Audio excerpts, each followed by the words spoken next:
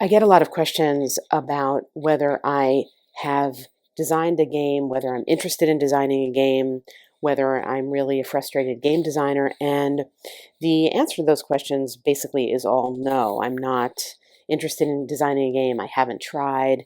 I'm not a frustrated game designer. I am, however, interested in game design. And that is probably why I get the questions, because it seems clear from, if you watch my channel, that I'm interested in this. So what I decided to do for this video is to talk about some of the game design books that I have read over the years that I enjoy. This is not a top 5 list or anything like that. I think I'm probably going to talk about 5 of them. And my goal in the video is to talk about some of these books and then also demonstrate by looking at some rule sets how I have taken the concepts and ideas from these books and applied them in, or how I would take them, let's say that, and apply them. Now, it's not a one-to-one correspondence, so we're starting out here just because this was the book that I saw on my shelf that gave me the idea for the video, not necessarily, again, because this is in any type of order, with Zones of Control. This is Perspectives on Wargaming, and you can see the authorship, the editorship here. It's an edited collection by MIT Press, 2016, and this volume and many others that I've read about wargaming, I think, has been key to my thinking about RPGs as systems and the role in putting it together as a soloist, not forgetting the fact that you're dealing with a system, that you're dealing with interlocking pieces of various sizes and complexities, even if anything you're actually doing in your own session is simply a dungeon crawl. That adding on to that in some way, either explicitly by writing it down as a narrative or implicitly by just thinking about it as you have your characters, the fact that these characters exist in some type of larger system, whether it's an entire world, whether it's the system of the, say, the castle under which they are moving, that telescoping in and out narratively between the very specific and the very general is something that adds a level of richness to solo sessions that can take away some of that feeling of that you're just kind of faking it in a sense and just doing one thing and then doing another thing, and you're relying heavily on just random tables, yes, no, whatever, that then the more those roles and those responses to those roles are always connected deeply to some type of larger narrative, even if it's not specific to what's going on, the richer the experience is.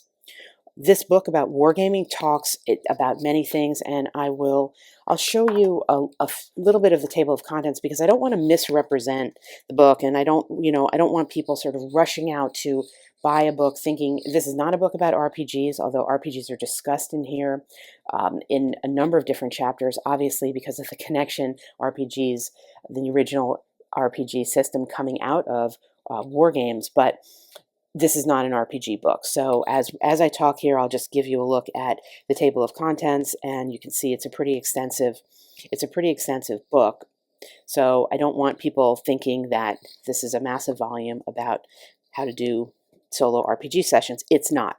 But many of the chapters in the book talk about the importance of understanding the dynamic relationships among different levels of components of something that's in a game, in this case, in the case of this book, war games, how to think about problems in a game in terms of relationships. And that, I think, is key to doing solo sessions, and also understanding the trade-offs really in between the difference of abstraction and simulation, and that what you lose with an abstraction and what you gain with an abstraction, sorry about that, and what a simulation will add and also what it will detract from. And so what do I mean by that? Well, for example, in Starfinder, I did one video on Starfinder and I didn't return to it. Obviously, this is a massive system, both literally in terms of the content available and conceptually in terms of, well, you can see. that to approach something like this as a soloist really requires a leap of faith, at least for me, because to think about the idea that you are going to somehow create a story into which you are both the actor and then the creator of, or the developer of, this type of world is really intimidating. But if you think about doing something where you shift very almost abruptly between something quite abstract and something quite specific, it does perhaps become more possible. So, for example, you could go to something like Pact Worlds, and with the description of huge concepts and entities like starships and entire worlds, use this as the basis, either just reading through here or reading through here and picking out something very specific, like one person who lives here and one person who lives somewhere else, and a relationship between the two of them, and then in effect place them into one setting together and draw for their actions and for their intentions upon the lore and the history and the pre-existing material that's already in this book. And you could create mechanically the same type of situation you might have in a basic dungeon crawl or in a basic wherever somebody was meeting an NPC or even an overland environment, drawing from it all the background and all the larger abstractions that you would get from something like this book, and putting those things together and being comfortable moving back and forth between the two of those concepts can generate a really rich experience. And the Wargaming book talks in many different ways in many different chapters about mechanically how that happens in war games. And so for me, reading that gave me or gives me the comfort and also the thought process to say, well, if I'm approaching a rule set perhaps like this, that I could do that. Another example for something along those lines is to look at a rule set that is, and I've talked about this in, I don't really honestly remember what video, but the concept, what I've done here, not on video, but what I've done here is taken the very detailed, almost simulation in a sense, that this offers of creating spells and magic. And that in and of itself, that's it. That becomes the session.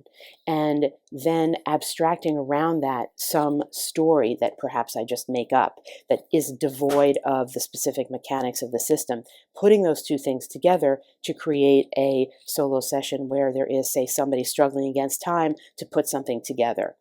Period. You're using the core rules and mechanics from this system, and then that's it, to do basically one thing. And that's the depth of the simulation that the system offers, but then putting around it the abstraction of a narrative that you create.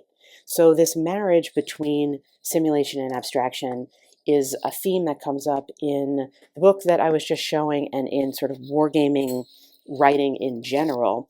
And that has helped me a lot in conceptualizing an approach to doing solo sessions. I've read quite a few books on wargaming and the history of wargaming and design of wargaming.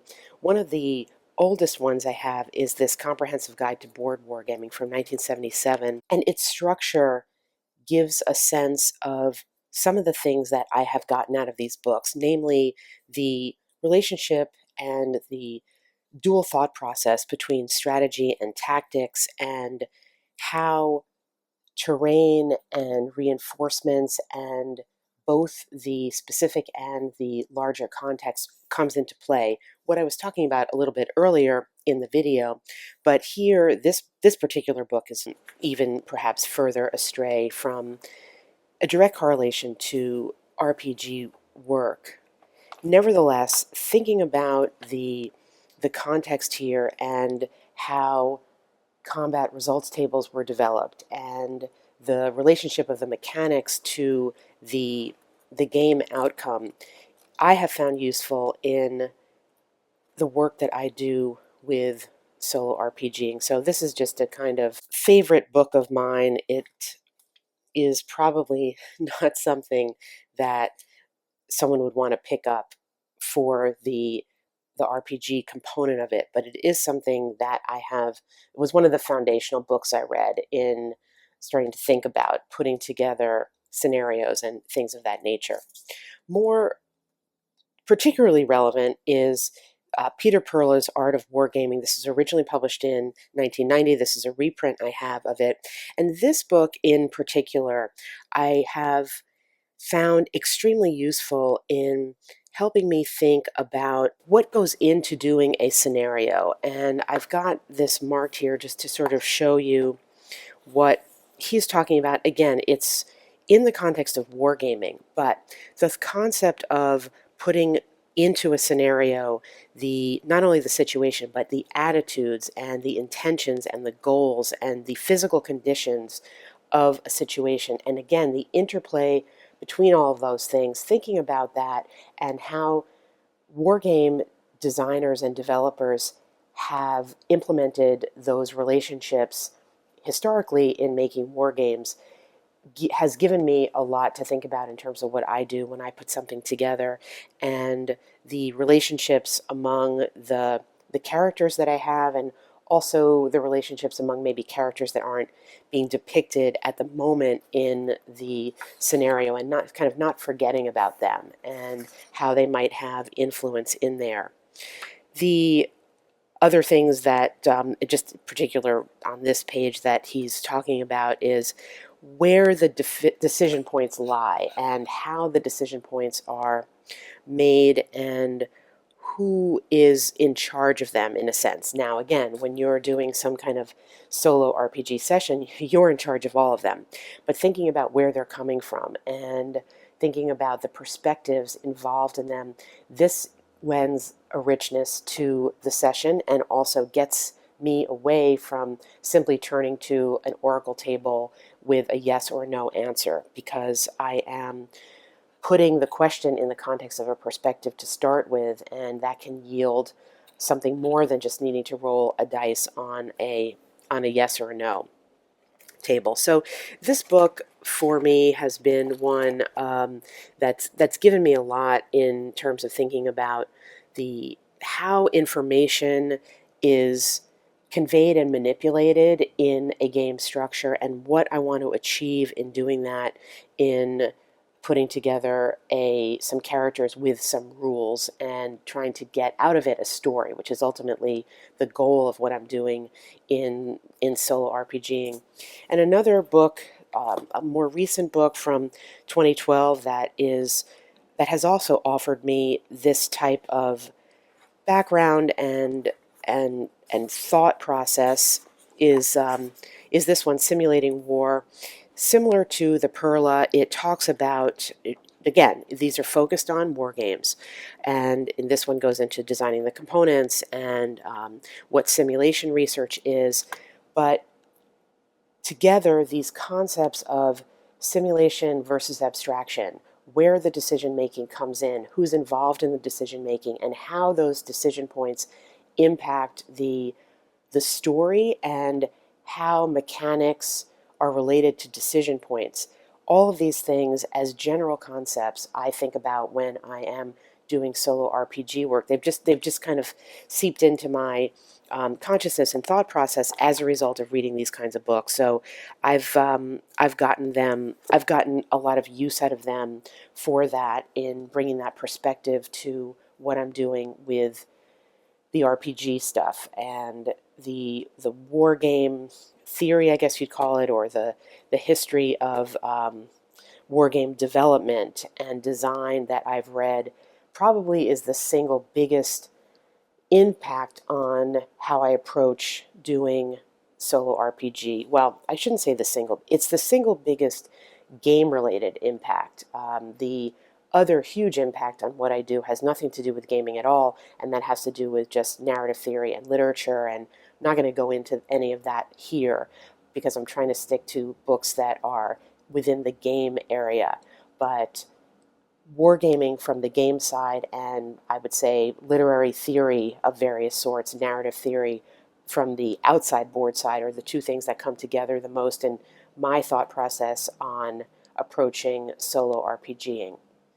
And the last couple of books I want to talk about are books not really related to board games at all. Well, certainly this first one is, and this is a game design theory and practice book that is about computer games. And you can see from the little icon here, there's a companion CD-ROM included, which actually I realized in looking through it, I never even opened up. Even then, this book is from 2001, and it is a book that contains interviews with computer designers as well as discussion of game design principles, things like scale and complexity and different goals of games. You can see here some of the level that this book was written at in terms of the development at the time. Interviews with designers who design games like that look like this. But I find this book, and I was flipping through it in preparation for thinking about the video.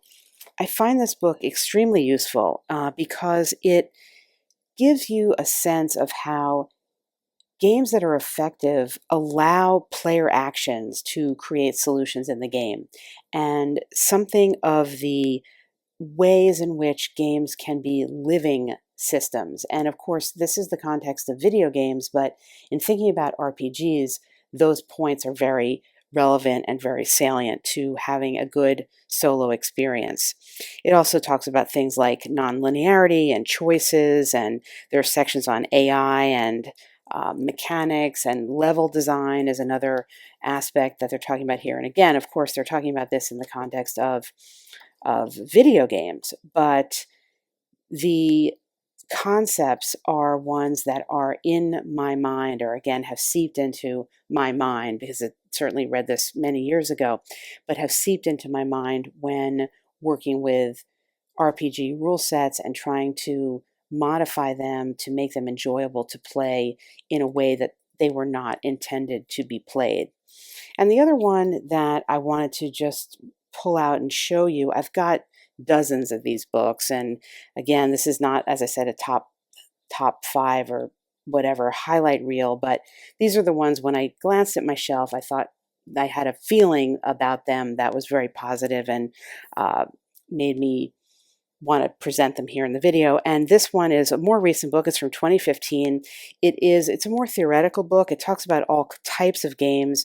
My sense is that a lot of it is applicable to computer games, but certainly board games as well. And it suggests ways in which game designers can look at the design process through different lenses. So the conceit here is looking at it through a lens, and there's like 100 different lenses that are presented in it, but things about action and resonance and how metaphor and storytelling works in the game. And again, it's very broad-based, so it's meant to be applied to board games and computer games and interactive fiction, and the fact that it's not connected to a type of game or a certain genre of game or even the type of game presentation does make it a little bit more theoretical in some ways. But the ideas about how rules are arrived at in games and of emergent gameplay, how games can be changing living systems, these concepts, I think, are very useful to keep in mind when approaching an RPG rule set and needing to make it even more dynamic than it would be as designed, because you have to be both the GM and the player and be looking at it from all those different perspectives. So these are just 2 books certainly well outside of the RPG genre at all, that I also have found over the years to be informative in my approach to not only the way in which I play RPG solo, but the thought I have about doing it, and what my goals are in this type of gameplay, and what I think I can attain, what I don't think I can attain, and really what I'm even attempting to do. So there's a brief look inside some of the game design books that over the years I have enjoyed and read, and which inform the videos that you see on this channel.